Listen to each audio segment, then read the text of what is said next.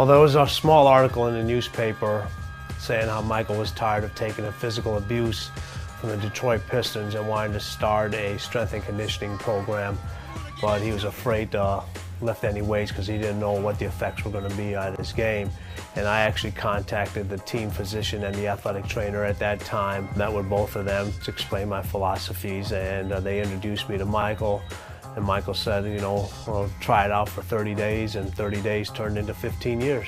Michael's mindset into training was extremely unique. I mean, the most competitive individual I've ever met, never wanted to lose at anything, always felt like somebody else was going to outwork him, so he wanted to outwork them. Knew what his weaknesses were, knew what his strengths were. He had a big thing where he used to say, hey, listen, I'm going to turn my weaknesses into strengths. And he did. And what you notice is every year there was evolution in his game. There was something that he added, whether it was a new shot, a new move. He was never satisfied, no matter how many championships, how many titles, what people said, how many accolades he got, he always wanted to get better. Most practices have the starting five on the same team.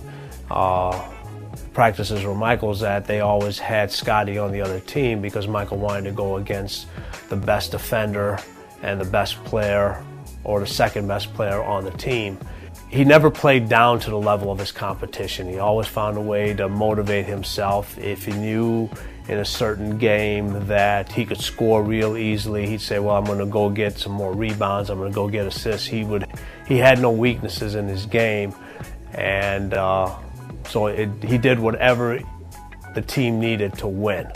I think the key components to that mindset is once he stepped between those lines, nothing else mattered. That was his safe haven. Nobody could get to him. He was able to perform in front of millions of people, and he never wanted to let them down, but he practiced extremely hard, which made the game very easy for him. From so much practicing of all the different aspects and understanding film and the other players and what their tendencies are, and being so well prepared, he always had the edge over his competition. What the young athletes can learn from Michael and his mindset is there's more to preparing for a basketball game than just the dribbling, shooting part of it.